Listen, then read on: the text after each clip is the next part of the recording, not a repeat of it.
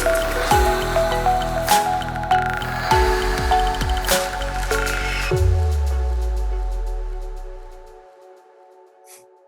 and welcome back to Medical Compliance with Clarissa. I'm Clarissa Benfield, our Global Business Line Leader and the Director of our Medical and Laboratory Business at Intertech. And today I could not be more delighted to be joined by my friend, Brett Gagnon. Brett, thank you so much for joining us today. Thank you, Clarissa. It's an honor to be here. Yes, so happy to have you and really excited because, of course, you are representing more of the manufacturer side of the business. So we're going to have a lot of really interesting questions to go through today and things to discuss. Sure. Before we do, I always love to have my guests introduce themselves, maybe give a little bit about your background, how you got into the regulatory compliance product space, and where you sit within the industry. Sure, and thank you for that. So my name is Brett Gagnon, and I come with a very unique perspective that I try to sell myself as. As you know, I have worked for an NRTL, indeed Intertech, for many years, and I gained a lot of experience there. I learned, the intricacies of standards, different industries, medical, industrial, measurement, laboratory, appliances. Lastly, leading into a little bit of the sales engineering you had. And then since then, I've worked for a major global life science company, and I've really gathered the knowledge of the bigger picture. How do you not only certify products, but how do you sell them worldwide? How do you deal with trade compliance issues, customs blocks, other things, like RoHS and REACH? There's just so much when you talk about selling electrical product worldwide, and I get to dabble in all of it in what I do. It's really fun. Yeah, and I think, of course, having a background working on the testing side before moving into manufacturing, right now you really have such a unique approach, right? Because you know the compliance world, but now you also are so much more intertwined and ingrained in the product development process. So I think, from just a very generic kind of perspective, first and foremost, when you and your teams are project and product planning, how do you determine yourself, right? Which products are going to require testing or need testing, or when and how you should engage with the test lab? How do you guys approach that? Obviously coming from a large manufacturer, but also having this background and understanding how important the testing and compliance process is. Well, thank you for that question. And I mean, the simple answer is all electrical products need some kind of testing. I mean, to meet the essential requirements of each market you sell in, some countries will just simply have a law, simply put, the product must be safe, and you need test data on hand to prove that.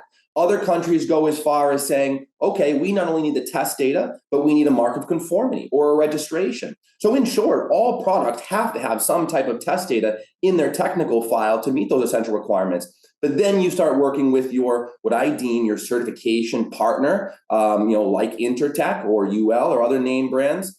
And they can then help you with that more intricate of, what standard do you need? How is it tested? What mark of conformity might you need, and so forth.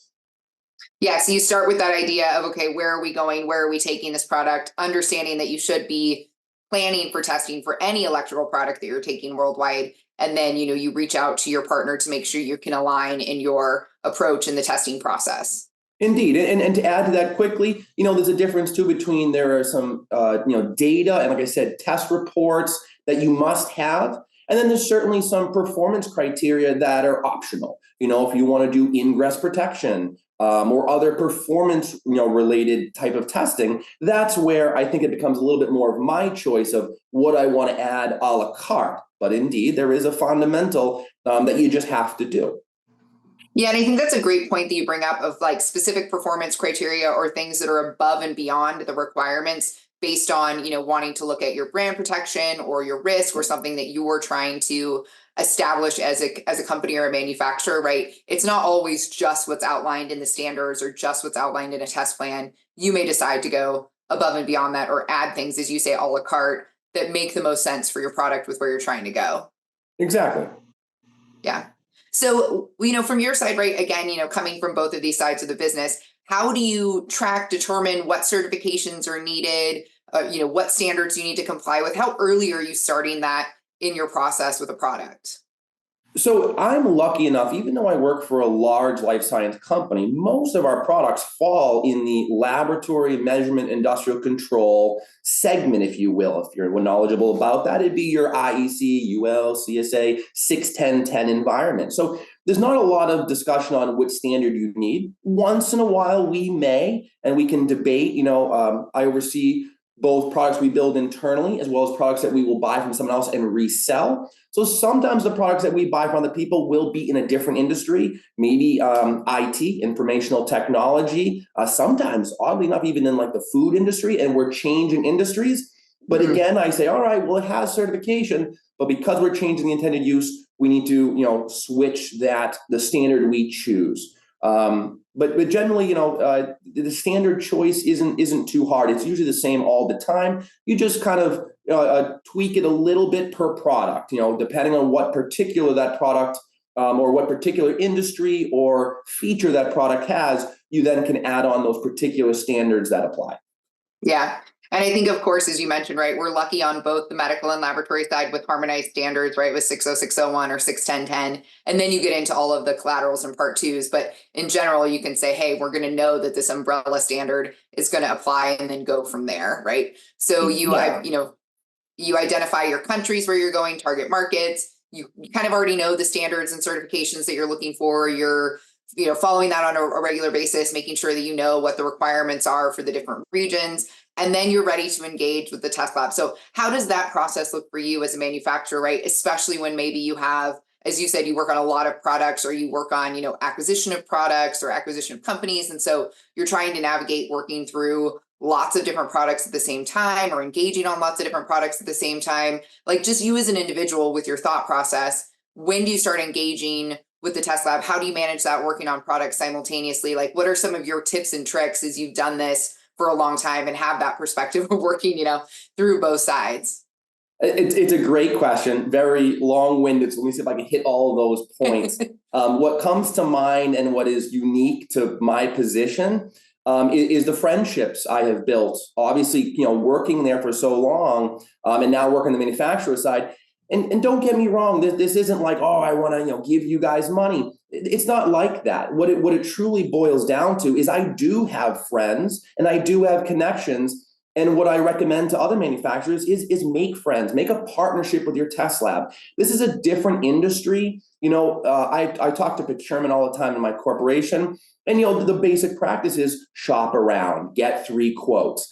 But one day I went to legal and procurement and said, look, this is a different industry. These are quasi-governmental entities, and it's really best to choose one, at least in a certain region like North America, and stick with one. And there are multiple values to that. One, as I said, you start building a friendship, a partnership, respect between the two companies. You obviously start showing that you're spending a certain amount of money with one company, giving you higher tier service.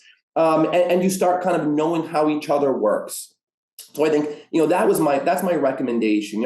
Yes, of course, I give my sales rep and account manager a hard time when I think the pricing isn't fair, and I'll go and poke around for other pricing. Don't get me wrong, but I still will come back and say, hey, let's come to the table and work out a deal, because it's best for both of us to keep this harmonization going between the two of us, because it makes it faster for me, more effective. And if we can come to an agreement, it's a good cost as well. I think my favorite thing about what you said too is this idea of a partnership, right? And a working together in a collaborative process, right? It is a very unique partnership that you have to have between a testing lab, a testing house, and the manufacturer, because there's so much shared information. There's so much back and forth, right? It's not a drop off and we're done with it. It really is the questions that come back and forth in terms of documentation that's required, or questions about a sample, or even on the manufacturer side, right? Having questions about what tests are you going to apply? You're going to follow this standard, but does everything apply? Is everything applicable, right? And so having that open dialogue and open communication and really working with your test lab, I think can be such a positive thing, right? It's not a scary thing to work with the test lab. It's actually really beneficial to be able to have those open dialogues and open communication, because at the end of the day, you as the manufacturer are always going to be the expert on your product, and we as the test labs are going to be the expert at applying the standards, right? So you have to have the expertise coming from both sides to make sure that these products are safe and effective, especially when we're getting into products that are being used in laboratory settings, medical settings, dealing with human samples, tissue, anything, right? I mean, we're talking about the med lab space. And I'm glad you brought that up too, because along with this friendship, partnership that you build, you seemingly build trust. And let me say this in kind of I want to be lazy. I have things to focus on the manufacturer outside of certification, along with compliance for the world, as we talked about earlier.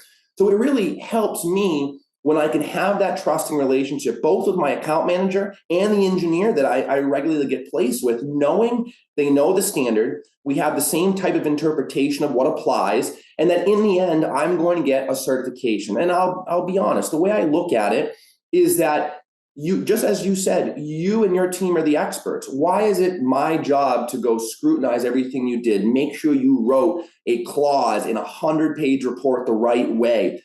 In honesty, just give me my certificate, give me my little NRTL mark, and I'm on my way. I got other things to do. With that said, I need the trust behind that the deliverable I am getting is indeed quality and good and the best in the industry. Once I feel that way, then I just say, okay, here's my product. It's going to the lab. I have faith it's going to be done right. If it's, if something fails, we have that communication, we'll make it work. And I'm on to other global compliance issues. And that's where I think also that partnership helps. It really is giving me someone to lean on, knowing that they can handle it. They're going to give me a deliverable that's worldwide, respected and accepted. And I can press forward doing bigger and better things. Yeah, and I think, you build that over time, right? As you said, you build that, through these ongoing conversations with the engineer, with the team, with the local team that you're working with, or the remote teams that you're working with. And also, doing that early engagement type testing or early engagement activities, doing preliminary design reviews, preliminary testing, right? So you start to build that confidence in, hey, we're interpreting things the same way. I understand the standard as the test lab interprets it, right? So you get to that point where it's like, oh, we're really in sync with the way that we're evaluating our products. And when you come back, it's like, oh, well, this person saw the iteration of this product the last time, and they actually saw the one before as well. And so you have someone who's been with you along that journey that can say, hey, we've done preliminary testing here, we've fully evaluated this product, and now we're very comfortable and familiar with the types of products that you're making under this standard. Absolutely. And if I can highlight one point you did say too, is the interpretation. Let's be honest. This is a very complicated industry. Reading 100, 200-page test reports and standards is incredibly boring and very technical. And even if they are as black and white as they possibly can be, there is absolutely interpretation there. When I worked for Intertech, I remember many of times that, myself, senior engineering, chief engineering would have a difference of interpretation. That still happens at the manufacturing side as well. So as you said, you can make that partnership, and I start learning that the engineer I'm working with, we start to have the same interpretation. Again, it adds to that trust, and I don't have to kind of look into the weeds as much anymore. And that really matters to me. Yeah, and I think a lot of times people, wonder too, from a manufacturer side, like, are we doing it right? Are we spending enough time in the standard, right? Are we pre-testing enough at our own facility? So from your side, right, when you're getting ready or preparing to bring a product to us or to the test lab, what are you doing on your side before you get it ready for us? Like when you're putting together either your documentation or when you are doing pre-testing, like what do you do from your side to get ready to go? Great question. Great question. And a lot of this industry, as we talked a little off camera beforehand, is about education. It really is. No one means, poorly. They just don't understand all the intricacies. So obviously having someone like myself, who's an industry and a certification expert within your manufacturer, is a great thing to have to navigate the logistics and the understandings. But to your point directly, what do I do? Luckily, as I said, we have a lot of our products are the same standard. So I know it's going to be that IEC 61010. What I'll do is I tell my teams, I am here to do everything you need, be that partner between our certification house and our internal teams, because I work with R&D teams from all over the world, and they all work a little differently. I say what I'm going to need is at least 2 products or more working nearly complete. I'm going to need a full user's guide, or we build safety sheets, which we can talk about later for efficiency's sake. It's a good tip. Product labels, any accessories to make the system run. Once that's kind of all together, I will also do a design review because of my background. I can walk into the R&D lab and kind of look at components, look at market conformities, flip over those really annoying external power supply bricks that seem to be caught all over the world, and kind of point out any major red flags to make sure that the team knows, to kind of get those fixed or to change a component, or they may have a question. Hey, we have this component, but this one's really better. we'll go back and forth and say, okay, well, if that one's better but has less compliance, we're going to take on a cost. Is that cost worth the performance value of that new component you'd like? And we have these kind of design discussions. And then lastly, as we all know, whether it's medical, industrial, laboratory, the risk management is really coming into play. Clarissa, you're from medical, so risk management has been around for a decade now, but medical starts everything and it trickles into all the other standards. And so now we're seeing risk management in laboratory space, which we've had for a couple years now. It's coming into the home appliance space. And so that's a big challenge as well, as having multiple meetings, going through your risk management, your FMEAs and so forth, and getting that prepared, because more and more the test lab is saying, we can't say if it's black or white, pass or fail. We got to see your risk management. And so I then reverberate that internally. I give trainings and guide teams in making that, so that too can support our certification efforts, all in the hopes that I can provide you guys not only a physical package, but a documentation package. And with any good hope, we'll sail on through. Yeah, I love so many things about what you just said here, right? Of just this idea of getting yourself prepared on the front end internally, not only on the documentation side, but also on the product side, getting your samples ready. The risk management element, I think, from an industry perspective has been fantastic, right? Because it does give a lot more flexibility, removing this, like it has to be this or it has to be this, right? Again, understanding that manufacturers are designing these incredible products and a lot of things should be addressed in the risk management, right? And so it's so helpful now that we're moving more towards these risk-based standards, because it does give more flexibility on both sides, right? But of course, from your side as a manufacturer, obviously that takes a lot of time up front to prepare and make sure that you have everything documented in a clear and concise way. And I think so much of what we see too is just pulling all of that information together. It's not that it doesn't exist, it's just, where does it exist? Who does it sit with? How do we bring all of that together in a ready to go cohesive package that we can hand off along with those samples? So that way, as you say, you can do as much as you can on the front end, never guaranteeing, right, that it's going to go perfectly, but really setting yourself up for success on the front end. So that way, once you start engaging in testing and actual review with the test house, you're so much further along than you might have been if you try to do it piecemeal.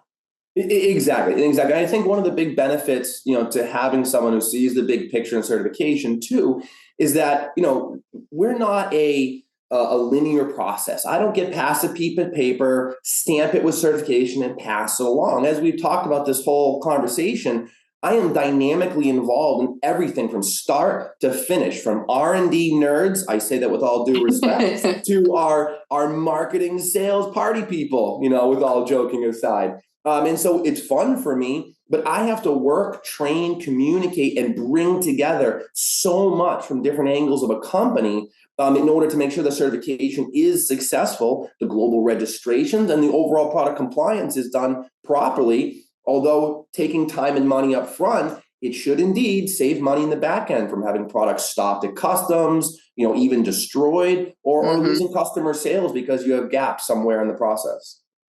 Yeah. And one thing you talked about there, which I think is such a great word for everything in our industry, which is dynamic, right? It's constantly moving, it's constantly ebbing and flowing. Things are coming in, things are coming out. Again, we try to do everything that we can as a manufacturer to mitigate failures and to be prepared on the front end. But with, being forced to be dynamic on your side, how do you handle it if you're told, hey, the product is failing in testing, or hey, you're having non-conformances on the documentation side? Like, what is your strategy when this comes back to you? Like, inevitably you can design the best product in the world, but of course there's sometimes failures, within EMC testing or within the safety testing. How do you take that back and then integrate it into your process and get back into the lab as quickly as you can? Well, that's honestly a sore subject, I think, for both sides of the house, for manufacturers and the test labs. Failures can be very difficult. Usually, both from my past, testing products in the lab, maybe medical is different, but the laboratory space, at least, you don't usually get a product that just straight up fails a test, at least a safety test. If you do, it's pretty rudimentary. Usually you're going to be failing things like documentation, the little nitpicking stuff. Your label's not in the right place. Something's not translated. You don't have a certain warning in your manual. So although that stuff can kind of get annoying, once you start seeing a pattern, like I think I was missing a certain, warning statement or classification, what we would do internally is have a lessons learned meeting at the end of a project. Would have a lessons learned, would talk it out, would document it, and both mentally myself in my own work, as well as documented internally, other teams would learn from that and say, okay, the guys who are writing the user's guide and safety sheets, remember next time we need that, put it in our template and make sure it's, repetitive. So obviously another part of it is templates. When you learn something for certification, make sure all your internal templates get updated to have it next time. Because this is just a process. We're going to make a new widget. We're going to make some new documentation. We're going to get it certified and repeat. So if you can really lock that process in and your templates in and your design and your process in, the certification process on the back end will get just as smooth. I mean, other than that, you'll find you fail sometimes in EMC. EMC is a very odd place. You can fail for the most craziest things that you don't even know. Sometimes if you're lucky, you just slap on a ferrite, you're good to go. Other times you're going to change a complete component. It's hard to dodge those bullets. The best thing you can try to do is just find components that are pre-certified, scrutinize at a component level. They have their right component level testing and certification, and just hope that they all harmonize together and that your design team are doing proper practices in building the system, like not crossing wires, power wires, ground wires, things like that. And you hope. And if you fail, you just fix it. But if I do give you some credit too, building that partnership, if you find a lab that doesn't just take you in, do your testing and spit you out, and they have some kind of customer service involved, to me, that really stands out. And I'm not saying Intertech's the best, nor is anyone else. It is certainly an industry-wide thing I'd like to see be better, that honest hand-holding customer service. But when you do find a lab that's above the rest with that, it makes my job easier, and that really matters.